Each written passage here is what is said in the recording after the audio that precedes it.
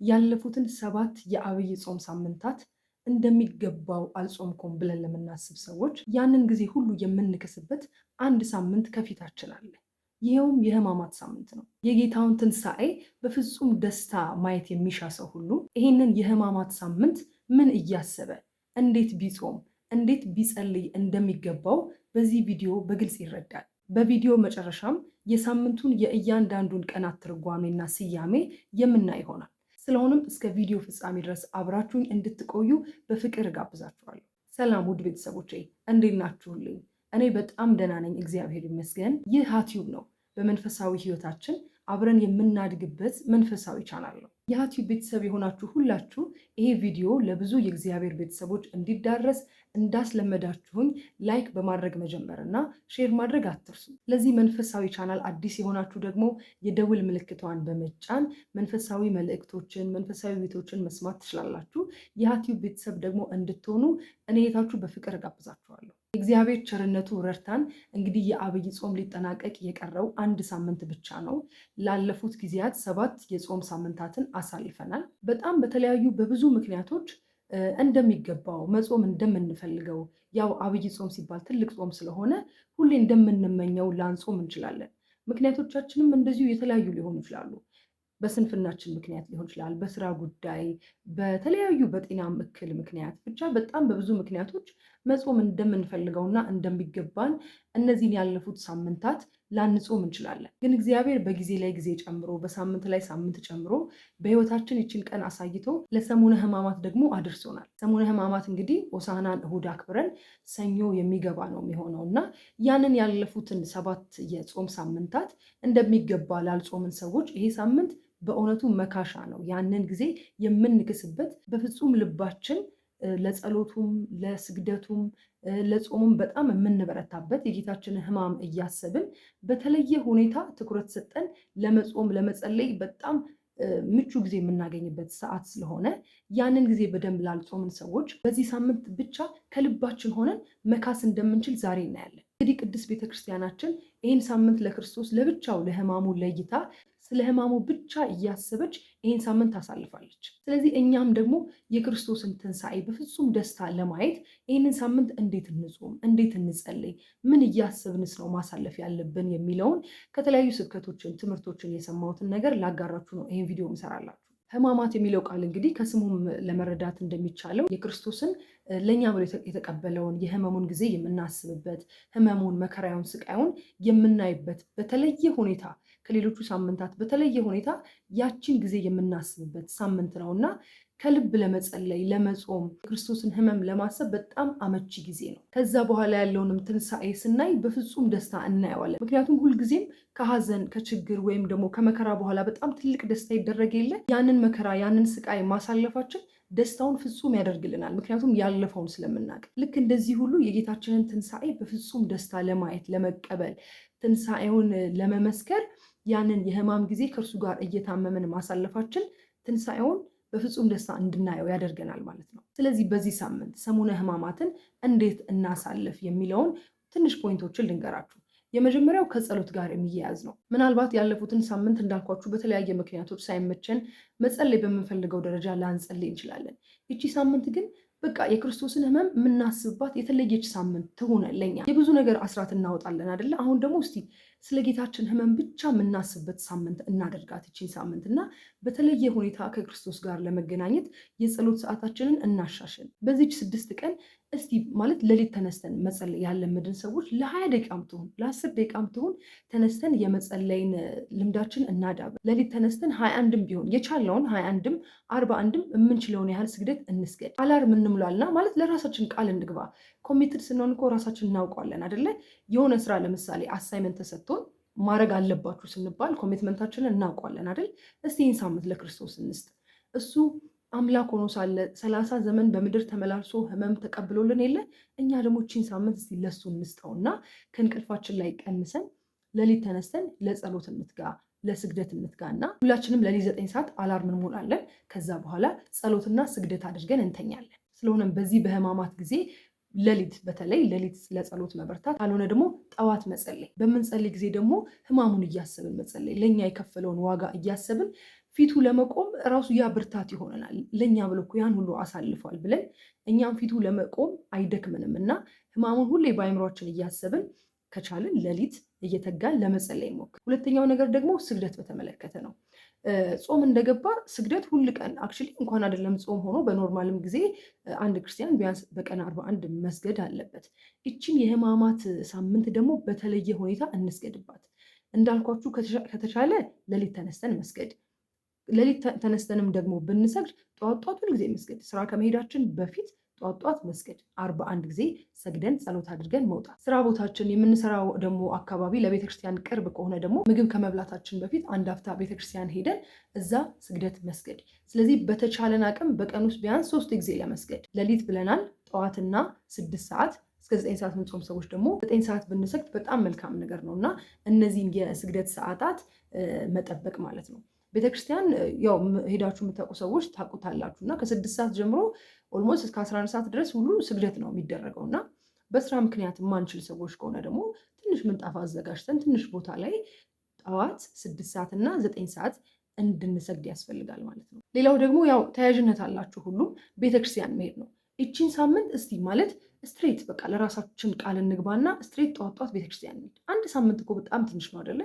ስለዚህ ህመሙን እያሰብን የክርስቶስን ህመም እያሰብን ብንችል ቤተክርስቲያን ሄደን መስገድ፣ አሁን ጸሎቱንም ይሁን ስግደቱንም ቤተክርስቲያን ማድረግ፣ እዛው ሄደን 41 ሰግደን ወደ ስራ ቦታችን ወደ ምንሄድበት ቦታ መሰማራት እንችላለን። ስለዚህ እቺን ሳምንት በየቀኑ ሙሉ ሳምንቱን ጠዋት ከቻለን፣ ካልቻለን ደግሞ ማታ ሄደን ሰግደን ወደ ቤታችን መመለስ። ሌላው ነገር ደግሞ በሌላ ሰው ሳይ በጣም የሚያስቀናኝ ነገር በህማማት ወቅት አስተውላችሁ ከሆነ በጣም በተለየ ሁኔታ ሰዎች በጣም ከብዙ ነገር ይቆጠባሉ አይደል? ኢቭን ከንግግር ይቆጠባሉ። በጣም አርምሞ ውስጥ ይገባሉ።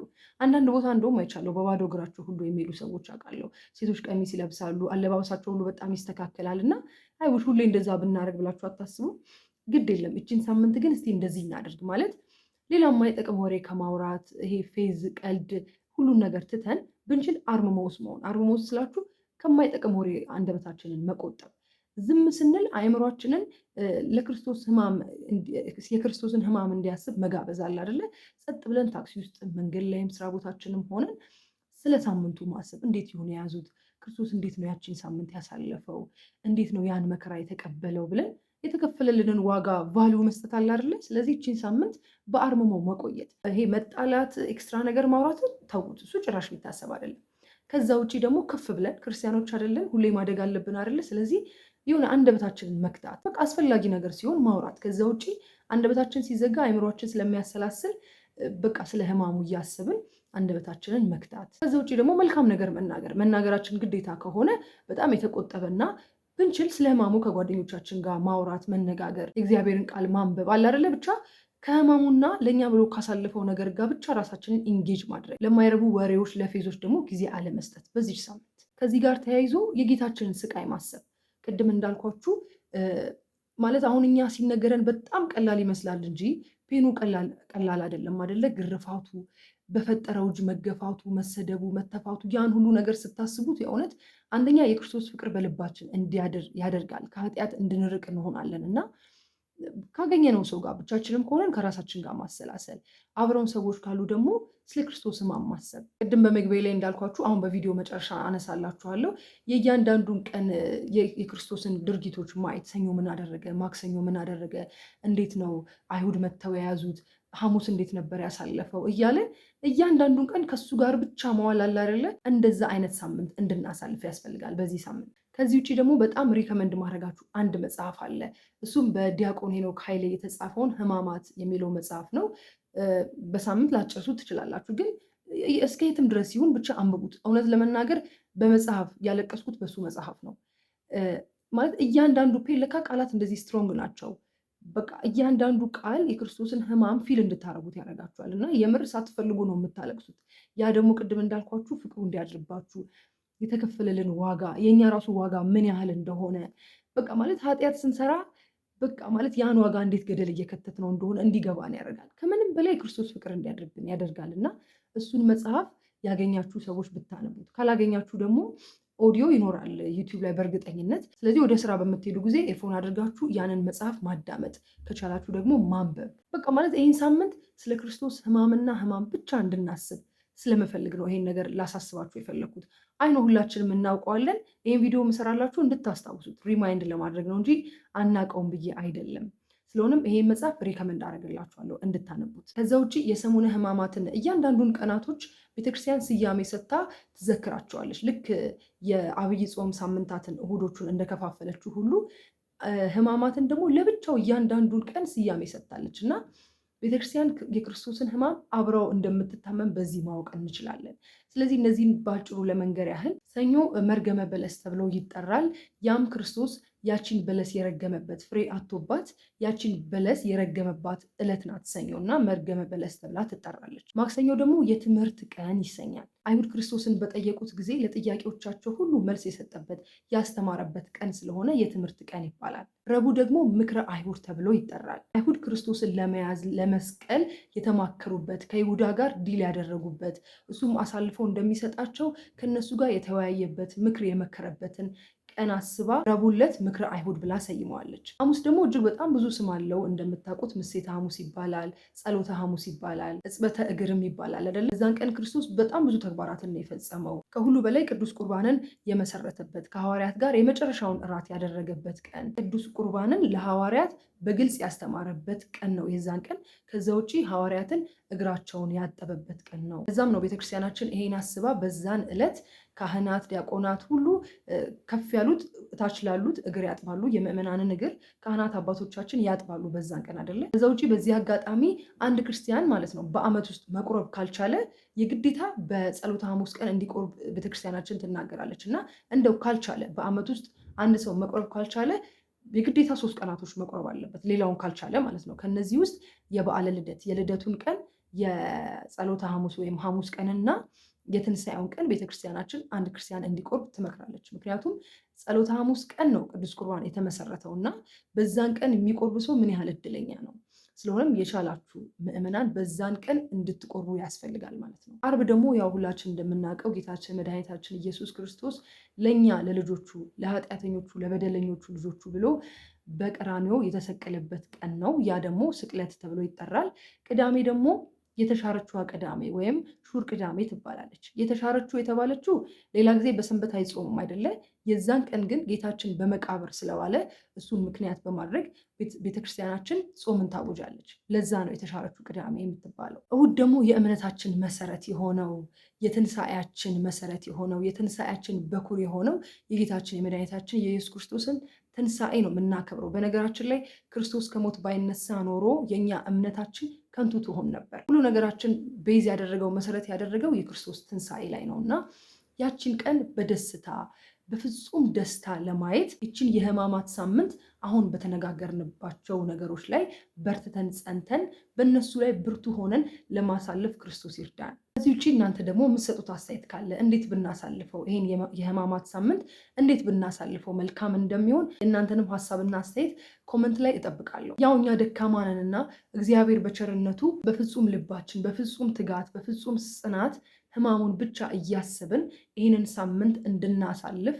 የእሱ ቸርነት ትርዳን። ይህንንም የሕማሙን ሳምንት አሳልፎ ለብርሃነ ትንሣኤው ከቁጥር ሳያጎለን በሰላም በፍቅር በደስታ ያደርሰን። የእኛንም ትንሣኤ ከእሱ ትንሣኤ ጋር ያሳየን። እግዚአብሔር ቢወድና ቢፈቅድ በሚቀጥለው ደግሞ በሌላ ቪዲዮ እንገናኛለን።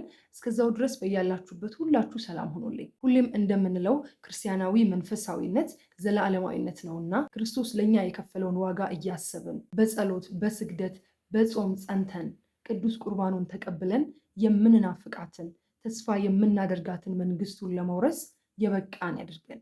ወላጆች ዛሬ ለእናንተ የሚሆን ትልቅ የምስራች አለኝ። ልጆቻችሁ ከ5 እስከ 10 ዓመት የዕድሜ ክልል ውስጥ ካሉ ይሄ ቪዲዮ ይጠቅማቸዋል። በእግዚአብሔር ቸርነት በቅርቡ እንደ አዲስ በጀመርነው ልጆችን የማስጠናት መርሃ ግብር እናንተ ወላጆችን የሚያሳርፍ ቆንጆ መላ ዘይደናል። ማስጠናቱ ማዕከል ያደረገው ዓለማዊውን ትምህርት ብቻ ሳይሆን ልጆች ገና በለጋ ዕድሜያቸው ከእግዚአብሔር ጋር እንዲጣበቁ የሚያደርጋቸውን መንፈሳዊ ተግባራት ሁሉ ያካተተ ነው። ልጆቹ እኛ ጋር ሲመጡ መጽሐፍ ቅዱስ የማንበብ የመጸለይ አስራት የማውጣት ተግባራትን በልካቸው ይማራሉ። በዚህ ዕድሜያቸው በዓለማዊውም በመንፈሳዊም ትምህርት ተገንብተው እንዲያድጉ ከፈለጋችሁ አንድ ስልክ ብቻ መደወል በቂ ነው። እናንተ ስራችሁን ስሩ።